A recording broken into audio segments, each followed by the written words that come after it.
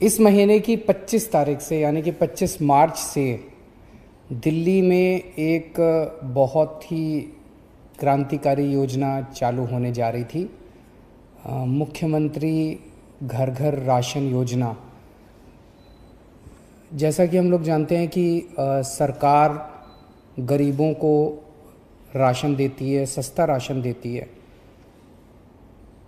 अभी तक लोगों को राशन की दुकानों के ज़रिए राशन मिलता था। लोगों को राशन लेने में तकलीफ़ें होती थी, तरह तरह की लंबी लंबी लाइनों में लगना पड़ता था। राशन की दुकानों को पूरा महीना खुलना होता है। कई सारी राशन की दुकानें 2-3 दिन खुलती हैं महीने में। लोगों को राशन मिलता नहीं है। कई दुकानें जो राशन देती है वो उसमें मिलावट करती हैं, ज़्यादा पैसे लिए जाते हैं। तरह तरह की परेशानियां लोगों को होती हैं।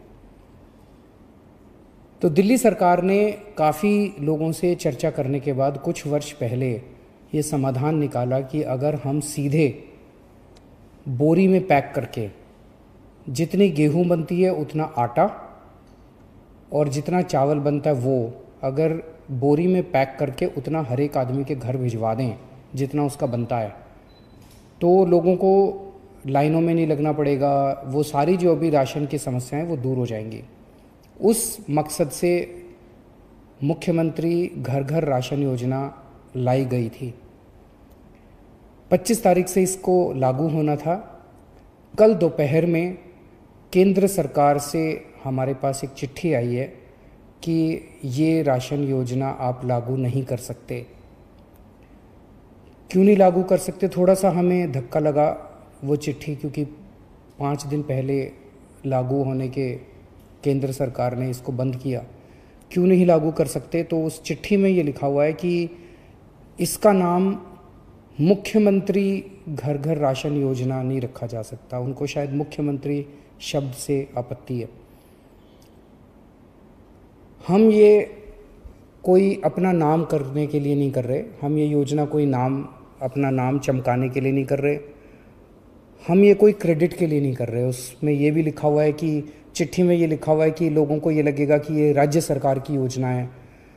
हम ये अपने क्रेडिट के लिए भी नहीं कर रहे। कोरोना के कार्यकाल में भी हमने कहा था कि दिल्ली के अंदर आम आदमी पार्टी सरकार किसी भी क्रेडिट के लिए काम नहीं कर रही। क्रेडिट सारा उनका, काम सारा हमारा, जिम्मेदारी सारी हमारी। हम इसी प्रिंसिपल पे काम करते हैं।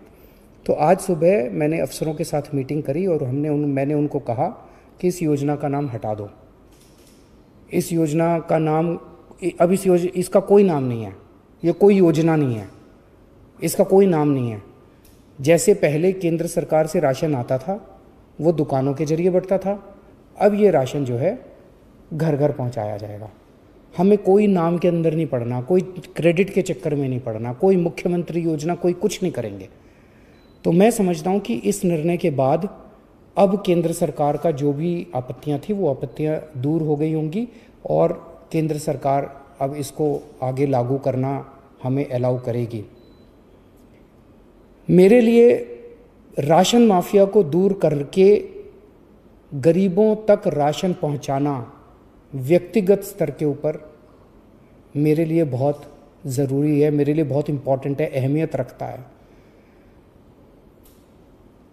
आज से 22 साल पहले राशन माफिया के साथ मेरा संघर्ष शुरू हुआ था। पहले मैं इनकम टैक्स में नौकरी किया करता था। उसके बाद नौकरी से छुट्टी लेके और फिर बाद में मैंने नौकरी भी छोड़ दी।